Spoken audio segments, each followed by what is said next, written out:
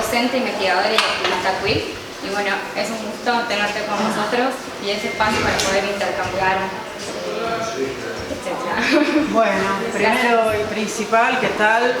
Buenas tardes.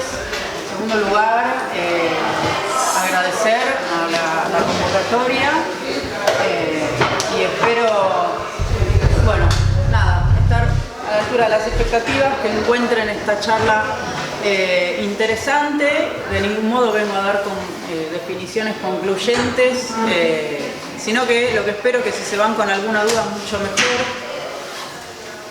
porque como dice Foucault, en las palabras y las cosas, las verdades absolutas no existen, sino que solo estamos atravesados por juegos de verdad. Bueno, este es mi juego de verdad y y les invito a jugar. En primer lugar, lo que hoy quisiera presentar son algunas aproximaciones, no sé, intuitivas o, no sé, algunas indagaciones que estoy haciendo en torno de la constitución de la lengua, sobre todo a partir de los debates que se están dando sobre el lenguaje inclusivo sí, no, y la postura que está adoptando la RAE, la Real Academia Española, en la que encuentro como ciertas contradicciones y espero, como a partir de esta charla, poder ir llevándoles a todos ustedes desde una concepción quizás más bien historiográfica de la lengua y la lingüística hacia cuestiones de género, más llegando hacia el final. Pues bien, hay un mapa de España a mis espaldas porque se dice que nuestra lengua es una lengua romance en la medida en que desciende del latín, ¿no?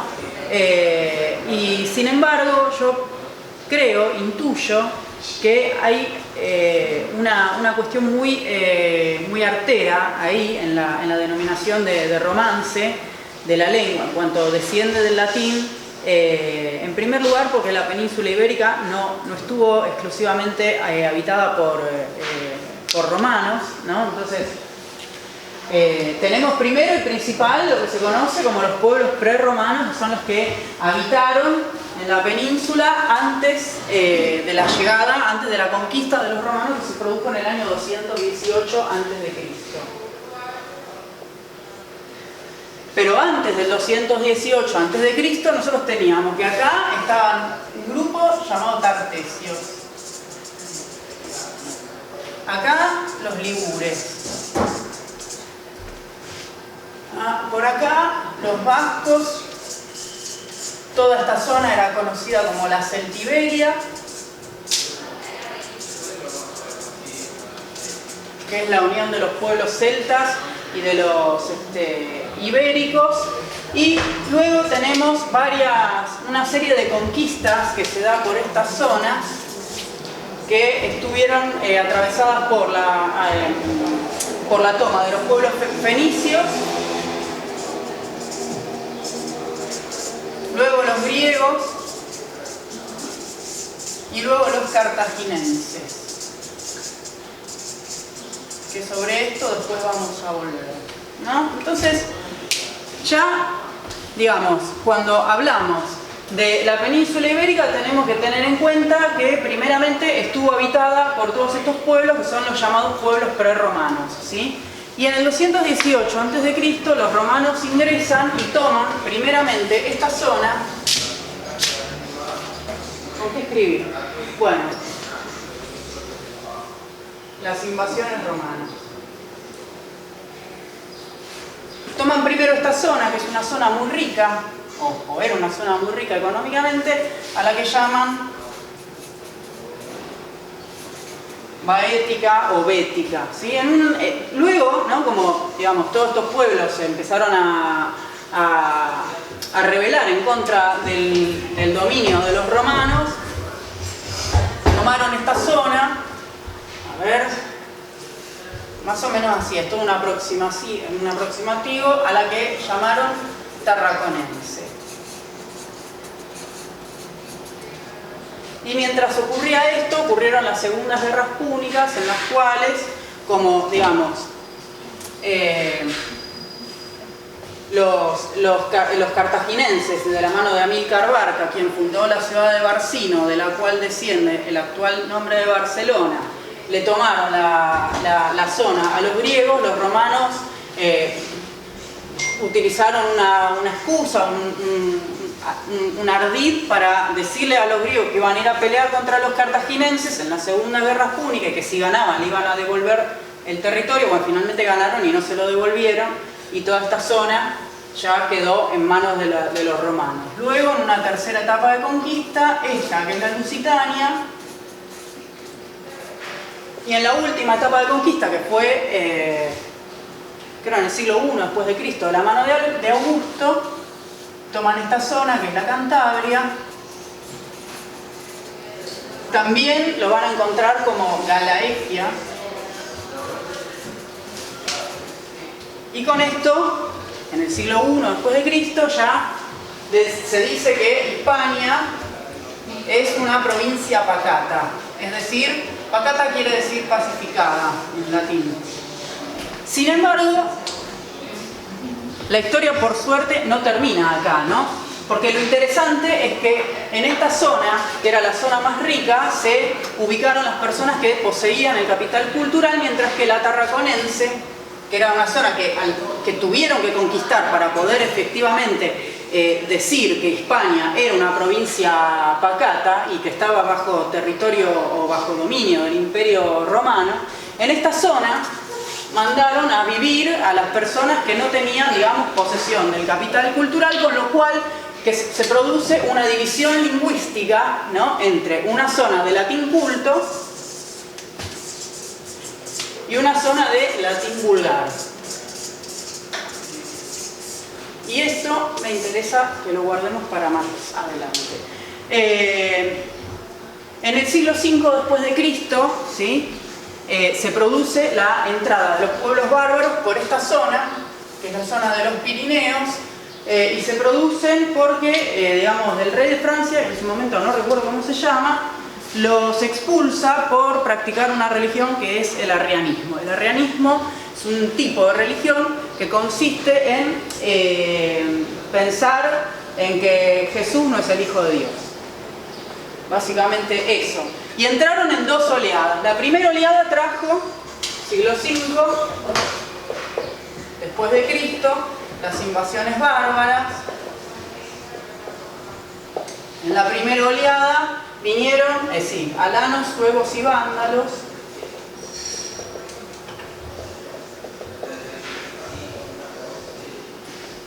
Los alanos se ubicaron en esta zona, los suevos acá arriba y los vándalos entraron por acá.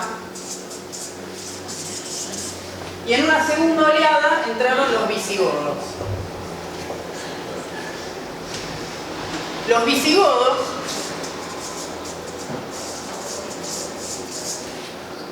no entraron a la península con fines de pelear o disputarse el poder con los romanos, sino todo lo contrario. De hecho, ellos se sentían herederos del Imperio Romano y en ese momento se produce lo siguiente. Los alanos y los suevos se alían a los visigodos, los vándalos no, y son expulsados por esta zona, y ellos fundan algo que se llama Portus Vandalus y la Vandalucía. Oh.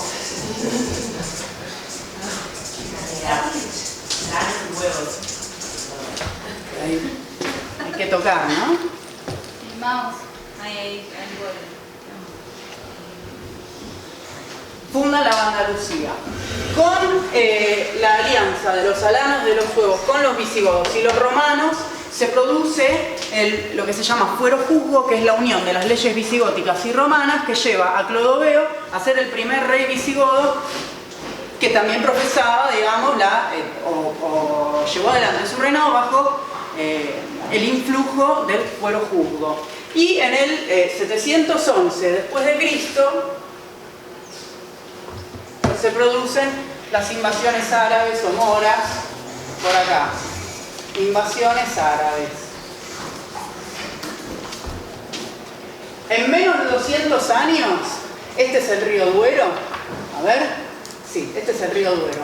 En menos de 200 años los árabes se hacen en toda la meseta del Duero, a excepción de los reinos de León y Castilla, que estaban más o menos por acá. Y ocurre algo muy interesante, porque si bien en el 711 después de Cristo se producen las invasiones árabes, en el Concilio de Tours del año 813 después de Cristo, Concilio de Tours, se destaca la existencia de algo que se llama rústica romana lingua. La rústica romana lingua, que fue destacada en el Concilio de Tours del 813, es el reconocimiento de que hay una lengua que no es latín, pero que es como una suerte de español muy primitivo, pero que es hijo o hija del latín vulgar, es decir, de un latín de tradición oral hablado por gente que no había tenido acceso al capital cultural. Es decir, que nuestra lengua a priori desciende de una comunidad de hablantes, de la oralidad, que es algo que después cuando uno lee textos como el curso de Lingüística General de Saussure, entiende que, como dice Saussure en el curso, la lengua es un sistema de signos que rige la vida social, pero que evoluciona en la medida que hay una comunidad de hablantes que lo hace evolucionar. Y acá, paréntesis de la cuestión histórica, cuando hablamos de que hay una comunidad de hablantes que hace evolucionar la lengua, pues bien, ahí podemos empezar a pensar que hay una comunidad de hablantes que hoy en día se está planteando la necesidad de hacer una transformación en el lenguaje. Una transformación que ya viene dada de una cuestión histórica, que es todo esto. De modo tal que quienes dicen que la lengua romance desciende del latín, o por lo menos que el español es una lengua romance porque desciende del latín, bueno, yo me voy a otorgar por ahora, y más adelante si sigo investigando en este tema, podré tener respuestas quizás un poco más acabadas de otorgarme el beneficio de la duda y decir, bueno, está bien, se le dice romance, porque desciende directamente del latín, y no, la verdad es que no, porque primero que tenemos todas estas influencias que fueron dadas por una cuestión histórica. Segundo, porque hoy las instituciones de la lengua quieren normativizar el qué se habla y el cómo se habla, cuando por la propia historia se sabe que la rústica romana lingua es hija directa del latín vulgar, que era el latín hablado. Y finalmente, en 1492, volviendo a la cuestión histórica, en 1492,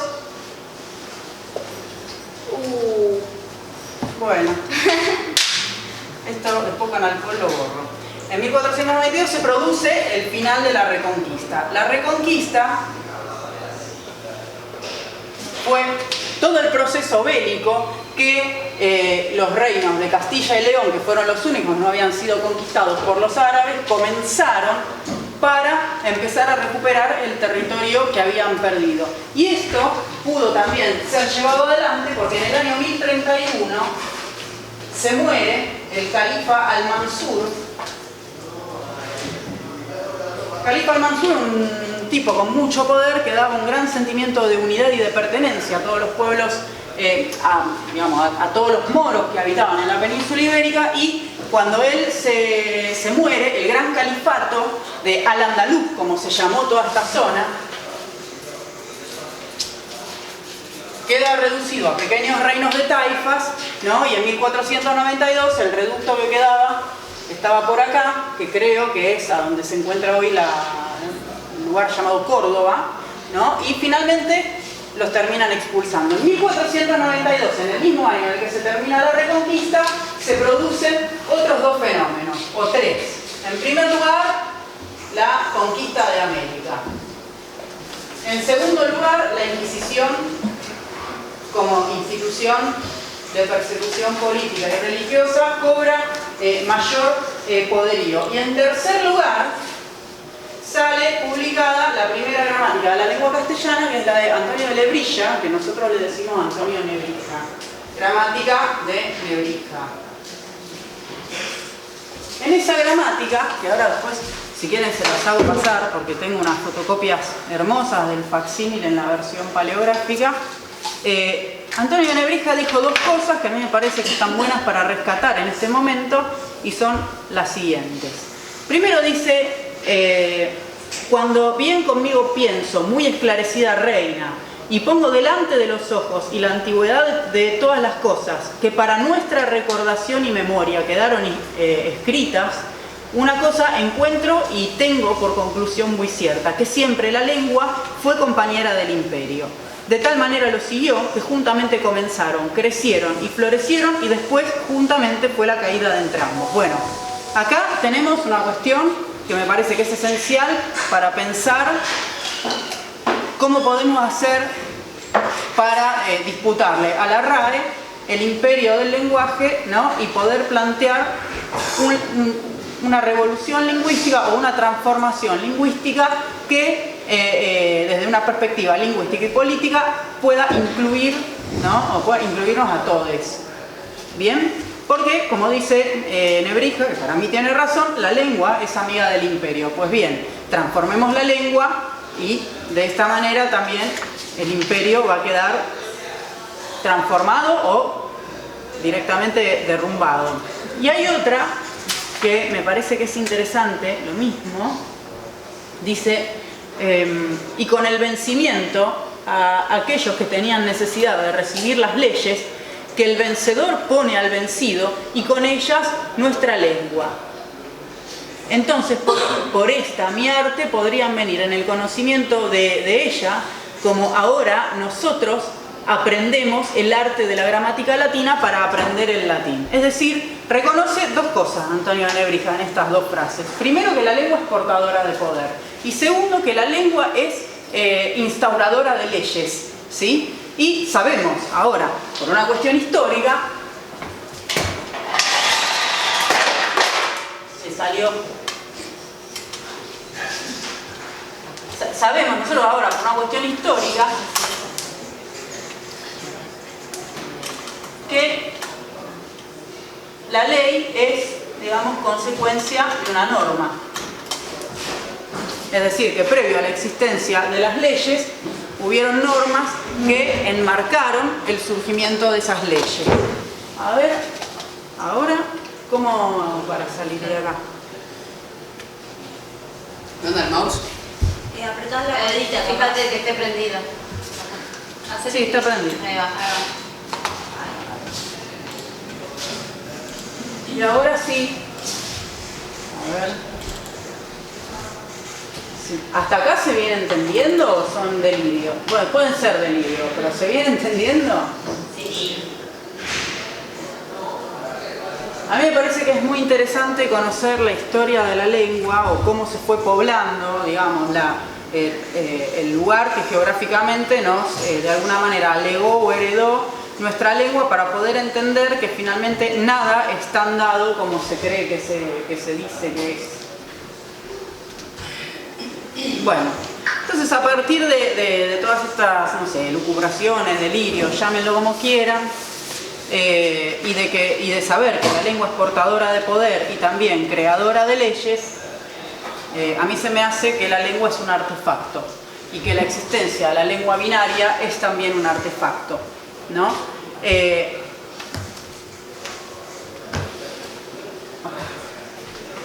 son, ¿no? No quiero mandarme más lío.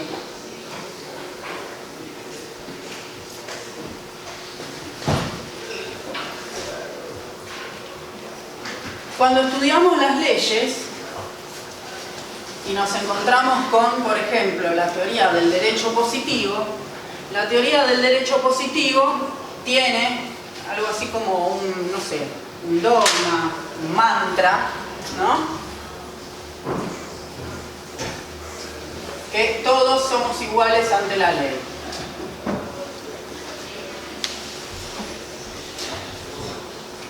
Ante la ley. La vamos a poner con mayúscula. Una ley que es creada por una lengua que es portadora de poder.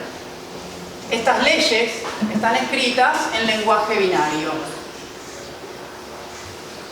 ¿no? Y ni siquiera las teorías críticas del derecho, las teorías críticas del derecho son las que surgen como una una suerte de revisionismo de los textos legales y de toda la historia del derecho, han podido, digamos, subsanar esta cuestión, porque hasta donde yo sé, nadie todavía ha enunciado un proyecto de ley para cambiar que todos los textos jurídicos salgan en lenguaje inclusivo, ¿verdad? Las teorías críticas del derecho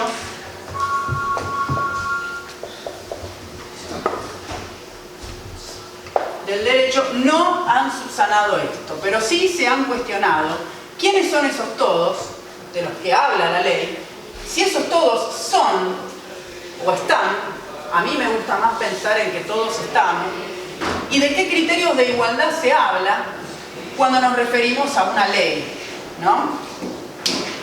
Pero hasta ahora ninguno ha podido subsanar de qué se habla o cómo hablamos o qué tipo de lenguaje utilizamos a la hora de redactar un texto jurídico. Y del mismo modo, haciendo un paralelismo quizás demasiado delirante, ustedes después me dirán, hay un texto de Kosowski que se llama Epistemología del Closet, no sé si lo han visto, lo han leído. Sí.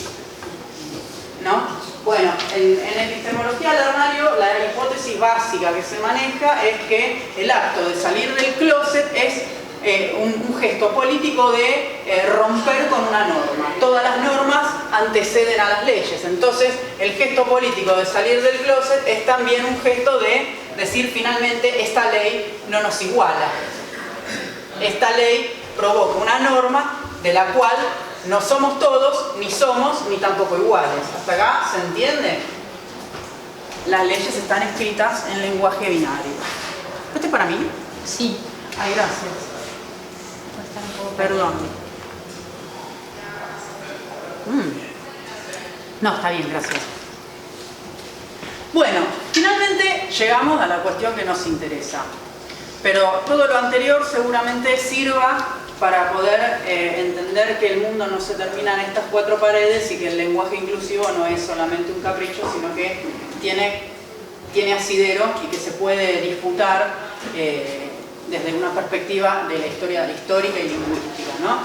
Sí sabemos que el lenguaje también permitió crear conceptos como biología, como naturaleza y también como cultura, ¿no? Y sabemos que nuestro lenguaje es binario porque todo lo ha dividido en dos. Aun cuando se dice que nuestra lengua es romance porque desciende del latín, y el latín reconocía por lo menos tres géneros, el masculino, el femenino y el neutro. 5 declinaciones, 5 casos verbales, 2 tipos de infinitivo, el infinitivo presente activo, y 2 participios, el participio presente activo, perdón, el participio presente pasivo y un participio futuro, ¿sí? Pero nosotros lo hemos dividido simplemente en 2. Del mismo modo que en no sé, los estudios de género y en los estudios, yo creo que en una cuestión más bien también de carácter antropológico, parece que el mundo se ha dividido en 2, en biología y en cultura, ¿no? Entonces, este texto de Rafael Freda tiene esta frase que me parece que es como un buen puntapié como para empezar a pensar en esta división entre biología y cultura, ¿no? De naturalizar es sacar conclusiones artificiales.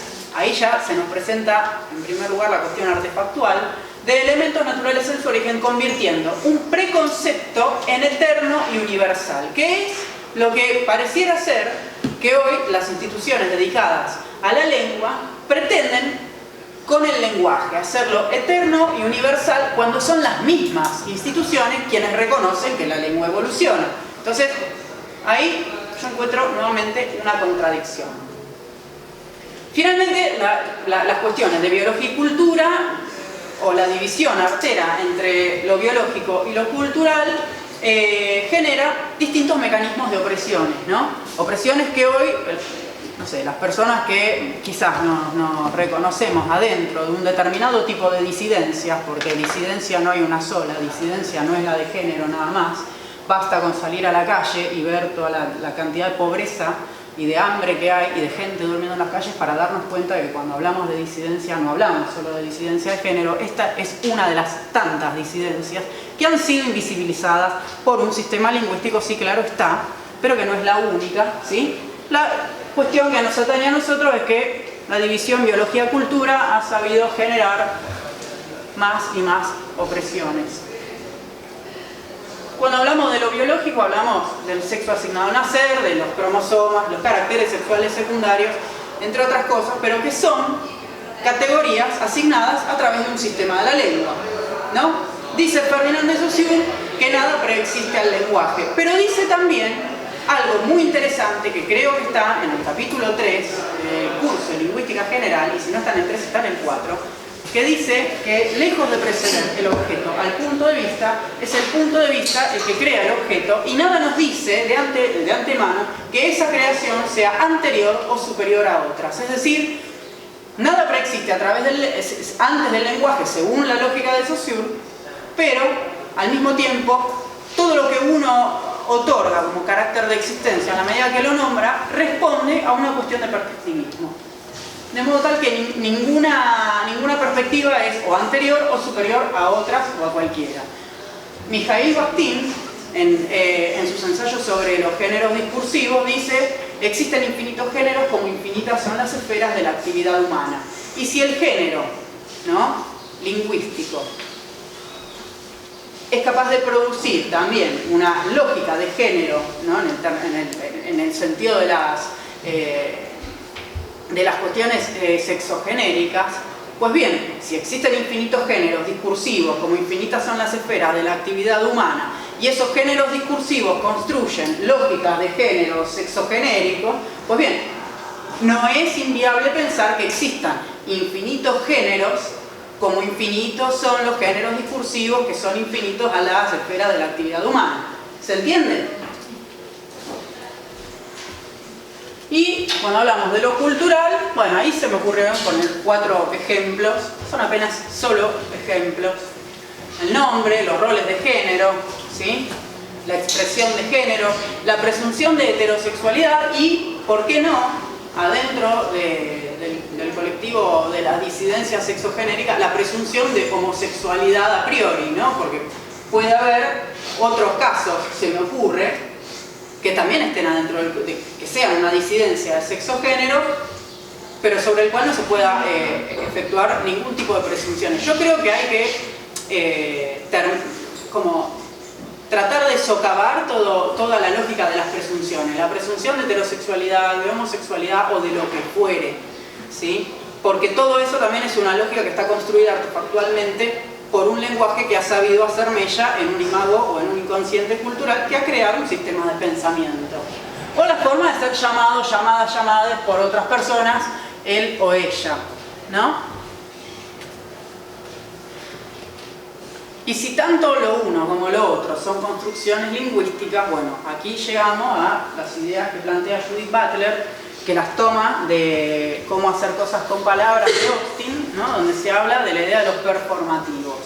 Cuando hablamos de la performatividad o de la performatividad de género, sobre todo, hablamos de esta sucesión, ¿no?, esta cadena repetitiva de actos que en esa repetición condensan el sentido de una cosa, ¿no?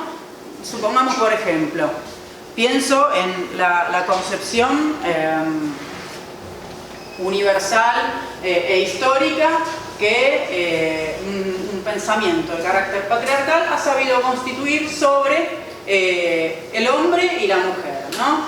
No sé, la mujer se pone pollera, se depila, se pinta las uñas, se pinta los ojos, se pinta los labios, sale a la calle, ergo es leída como una mujer. Una mujer de la cual se presume que tiene útero, que tiene vagina y que tiene capacidad gestante, digo, por tirar simplemente un ejemplo.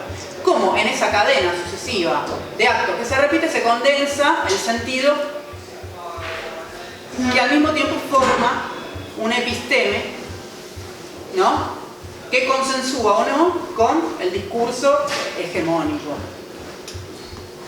Y sin embargo, no es natural, no es dado, no viene dado, es justamente un performativo. Y Vincent Márquez, en un texto que habla sobre la vida cotidiana y se llama No es natural, creo que se llama. No es natural, sí, creo que se llama No es natural, plantea que finalmente nada de todo lo que hacemos, ni la rutina, ni no sé, los modos de vida que adoptamos son naturales, sino que vienen dados por una determinación social, ¿sí? Y una determinación social que también está dada por un sistema lingüístico, porque la lengua se hace un sistema de signos, según Saussure, que rige la vida social. Después otros dirán otras cosas, ¿no? Después vendrá Halliday y dirá que digamos, las oraciones son unidades de información que son construidas por los hablantes a través del sistema de opciones posibles que es la gramática, ¿no? Entonces, si la lengua se construye en sociedad y si se construye por un sistema de opciones posibles que es la gramática, pues bien, hay que cuestionar qué gramáticas se están generando hoy en día para hablar de tal o cual inclusión, de tal o cual exclusión, de tal o cual centro o de tal o cual periferia. Porque sin periferia no hay centro. En nuestro existir periférico estamos también sosteniendo una lógica de centro-periferia. Y estamos nuevamente dividiendo el mundo en dos. Bueno. En conclusión, con esa filmina, no les quise leer la cita porque, no sé, lo pueden tomar, yo lo puedo dejar esto acá para todos ustedes si les interesa. En conclusión, ¿no? La lógica del patriarcado dividió a las corporalidades, a las subjetividades en masculinas o en femeninas, con una presunción de heterosexualidad y, no sé, Gerda Lerner, en un libro que se llama La creación del patriarcado, habla sobre que la historia como disciplina, la historiografía, fue inicialmente construida y contada por hombres, porque los cuerpos leídos como femeninos obviamente no tenían acceso al estudio, no podían poseer el capital cultural hasta que en la década de los 60, 70, cuando los cuerpos leídos como mujeres toman conciencia de esta opresión, comienzan a hacer un revisionismo histórico de modo tal de construir nuevas narrativas que sean capaces de subvertir los discursos historiográficos del patriarcado. Uno de los discursos historiográficos del patriarcado es que el hombre es el sexo fuerte y la mujer es el sexo débil. De las disidencias o de las personas no binarias, por supuesto, ni se ha hablado, porque mejor que el mundo esté dividido en dos. Y así como está dividido en dos el sistema de género, está dividido en dos, creo, o la gran mayor parte del mundo, porque, no sé, pienso, yo me dedico a la docencia. En la docencia tenés el estudiante presente, el estudiante ausente, el aprobado, el desaprobado, el que puede, el que no puede, el que sabe, el que no sabe, ¿no? El popular, el perdedor, y como que está todo dividido así. Clases dominantes, clases dominadas. Centro, periferia. Todo está dividido en una lógica dual. Una lógica dual que fue sostenida también por el discurso de los sujetos y los predicados de Aristóteles. Y no olvidemos que nuestro sistema de pensamiento es profundamente grecolatino, ¿no? Responde a la tradición de Grecia y de Roma.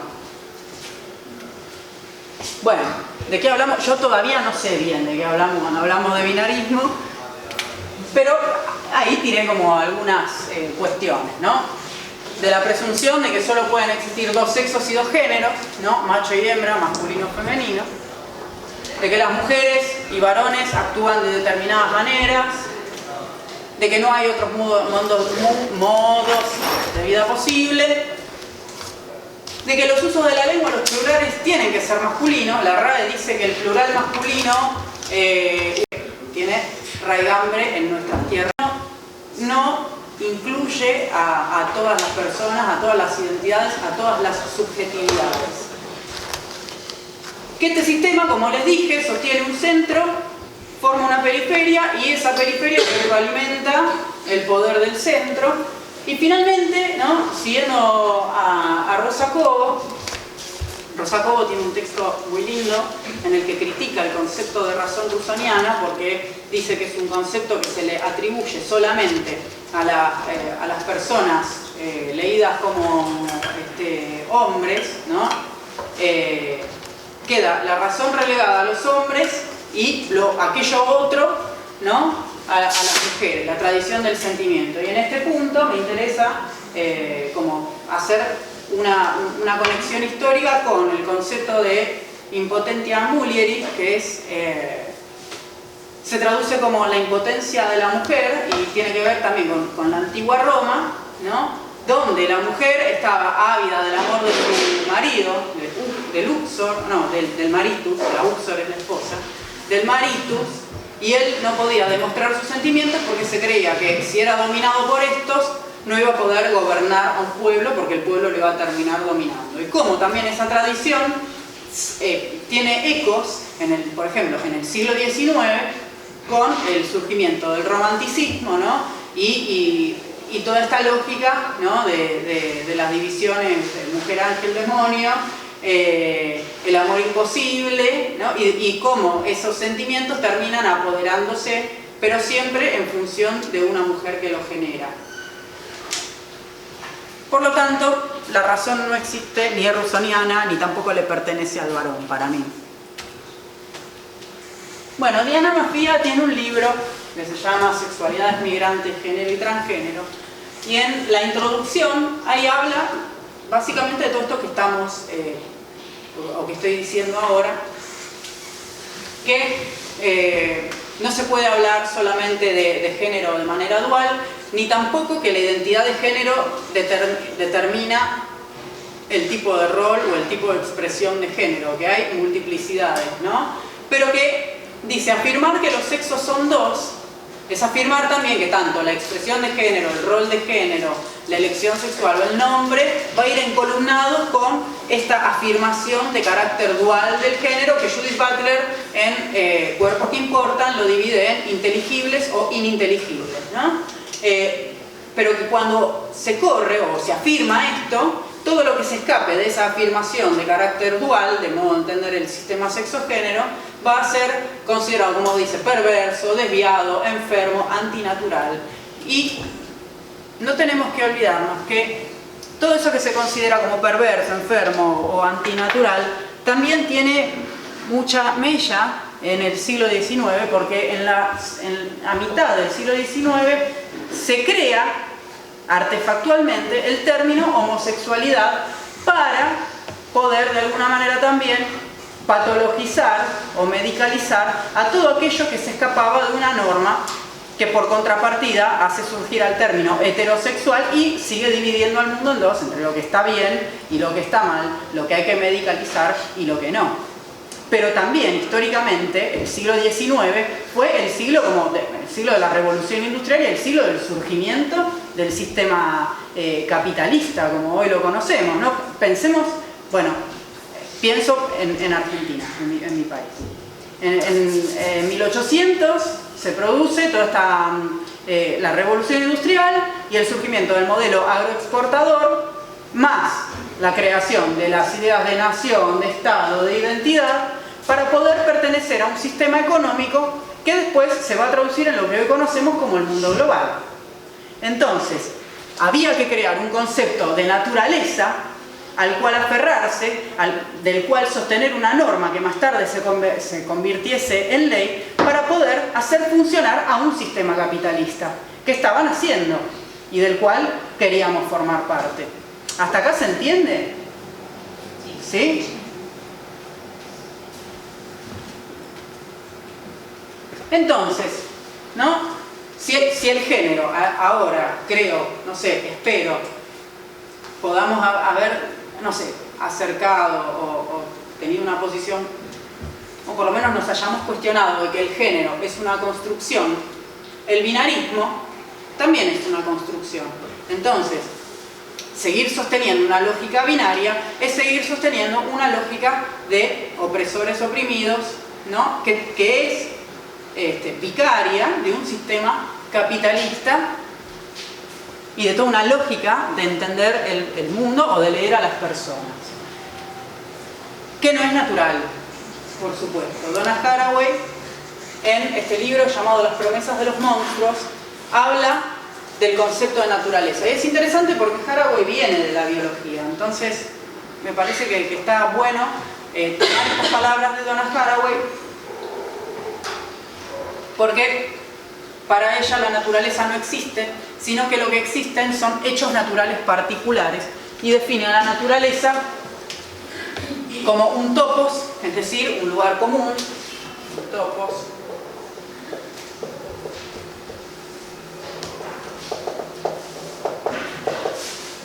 un lugar común, y un tropos, que es una figura retórica, ¿no? Entonces, si es un lugar común y al mismo tiempo es una figura retórica, finalmente la naturaleza está construida como una ficción y no como un hecho. Y el concepto de naturaleza de carácter ahistórico, atemporal y universal con mayúsculas se diluye, se derrama, ¿sí? Y si la naturaleza construye cuerpos, pero la naturaleza es un artefactualismo, es una ficción y no un hecho, en la medida que es un lugar común y una figura retórica, que es una figura del pensamiento, los cuerpos que forman parte de esta naturaleza también van a ser una construcción artefactual. Finalmente, nada de lo que se cree dado es tal. Entonces, el género y la naturaleza finalmente son un artefacto, son artefactuales. Paul Preciado, en el Manifiesto Contrasexual, también nos habla de que el sistema sexo-género es un sistema de escritura y que el cuerpo es un texto que está construido socialmente. Un texto que está construido socialmente a partir de la mirada de las otras personas, a partir de mi propia mirada especular, ¿no? Y yo quiero ahí recuperar el concepto de la cita del yo que hace Butler. Butler dice que el yo es una metáfora que subyace detrás del yo que la enuncia y que al nombrarla la está habilitando performativamente. ¿Qué es lo que está queriendo decir? Que cuando nombramos a una persona, la reconocemos como tal, le estamos dando carácter de ontología o de existencia, ¿sí? Una existencia cuya corporalidad y cuya lectura del sistema sexo-género va a estar dada por una escritura, ¿sí? Una escritura o un sistema lingüístico que rige una vida social y que constituye también maneras de entender las lógicas del lenguaje o maneras de entender o de tener una intelección con el mundo de afuera. ¿Hasta acá se entiende? Sí.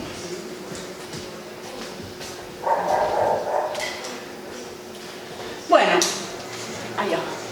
Y si el sistema entonces sexo-género no es un sistema de escritura, pues bien, veamos de qué manera podemos reescribir este sistema sexo-género, así como se ha podido reescribir la historia desde una perspectiva, no sé, transfeminista, disidente o de una de las formas de la disidencia, para también romper esta estructura de gramática binaria que viene de una tradición aristotélica y empezar a ver que el género y la gramática, en tanto sistema de opciones posibles, como nos dice Haraway, es un sistema artefactual.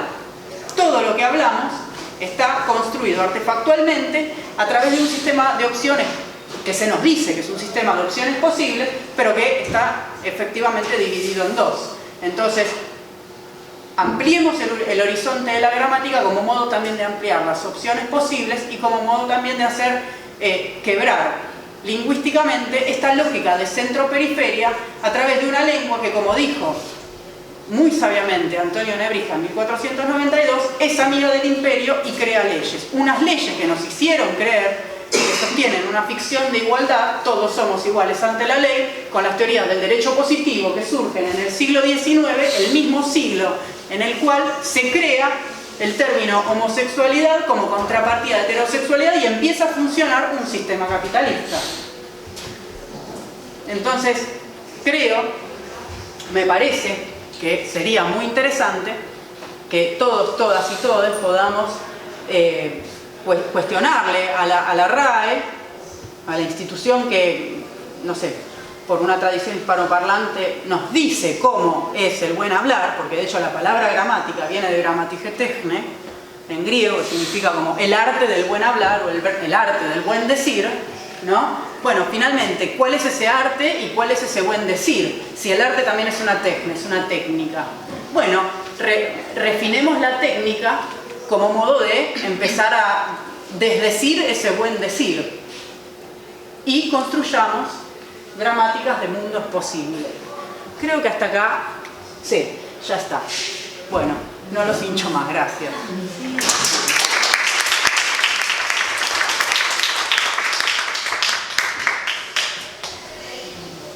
Ya está. Clarísimo.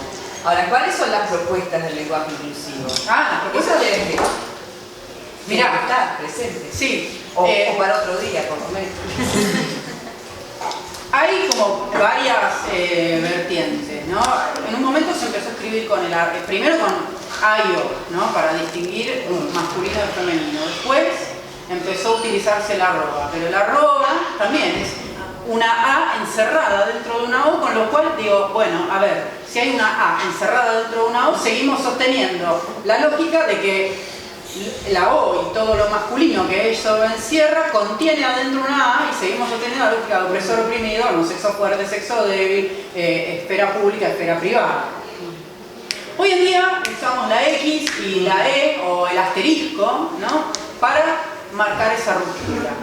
En lo particular, en lo estrictamente particular, a mí me gusta en la escritura utilizar la X porque me refiere al aforismo 125 de Nietzsche, que creo que está en el ocaso de los ídolos, donde nos habla de esta X indefinida, que tiene que ver con la idea del eterno retorno. Y finalmente, si hay un eterno retorno, nadie es específicamente indispensable, ¿no? Sino que siempre nos estamos, como que siempre estamos volviendo, ¿no? Y plantea para mí una lógica más de horizontalidad, ¿no?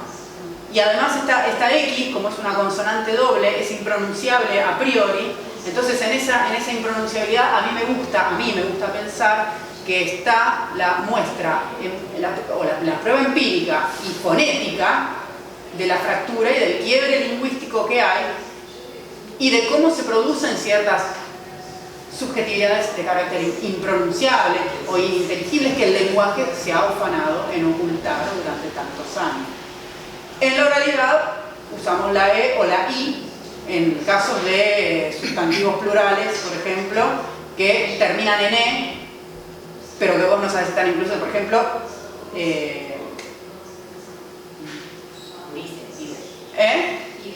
pibe, piba, pibi, usas una I.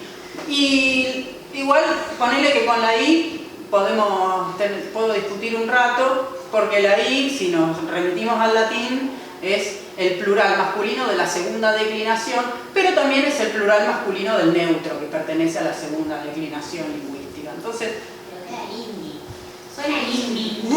bueno, sí, suena lindi, o qué sé yo, no sé qué es lindi, o qué es fei, o feito, no sé. Pero son como las discusiones que se llevan a cabo hoy en día. A mí me interesó para esta oportunidad como hacer todo un recorrido histórico que permita por lo menos cuestionarse que lo que estamos hablando ni es español, ni es romance, ni desciende solo del latín, y que finalmente la lengua no es ni dual, ni es ahistórica, ni es atemporal, y que hay toda una lógica, para mí, manera de entender, que me puedo estar equivocando, porque como les dije son apenas intuiciones a priorísticas, y que en algún momento me gustaría seguir indagando, como esconde claramente un sistema de poder que sostiene una lógica económica que produce disidencias, porque la de sexo-género es tan solo una de tantas. No sé si te... Una pregunta también. ¿Qué uso tenía en el latín el neutro? ¿Cuál es la función del neutro? Bueno, hay sustantivos neutros y que después históricamente se han masculinizado, y hay adjetivos. Los adjetivos en el latín se dividen en dos clases: los adjetivos de primera clase, en cuya declinación, si vos abrís un diccionario, vas a encontrar us, a, un, como masculino, femenino y neutro, y los adjetivos de segunda clase, que tenés varios grupos. El tercer grupo de ellos reconoce en la forma del nominativo las 3 declinaciones. Puede ser masculino, femenino, neutro, depende del contexto lingüístico en el cual ese adjetivo esté inserto. Pero digamos que se refiere al mundo de las cosas y no de los seres. No entiendo. Sí, Sí, las son cucharas, por sustantivos. ejemplo, ¿no? ¿Qué? Es decir, las cucharas, los tenedores, las Claro, cosas. sí, se refiere, sí, el uso del neutro es que está vinculado al mundo de las cosas y no de los objetos. Sí. Sí, o por lo menos hasta donde yo he llegado, sí. No he visto un nombre declinado en neutro. Y después tenemos un par de comentarios acá en la Intendencia de Montevideo que tienen como en este último periodo de gobierno tienen una política, digamos, de diversidad bastante fuerte y acompañada de recursos. Yo trabajaba ahí y nos bajaron un mandato institucional de que todos los expedientes debían ser redactados con lenguaje inclusivo, si no, no te los movían. Pero cuando pasaba tu superior te lo tiraban para atrás si no estaba redactado con lenguaje inclusivo. Bueno, bien. Creo que es una forma, digamos, como de cambiar la norma, que no es ley, pero dentro de la institución, digamos, como el brazo político tomó una decisión de que todo el brazo administrativo tuviera que procesar sus trámites. Bueno, nosotros causó no. mucha resistencia, pero es como no te pasaban el expediente si no estaba así, entonces como una práctica. Bueno. Y que estaban con esto y Eso es con como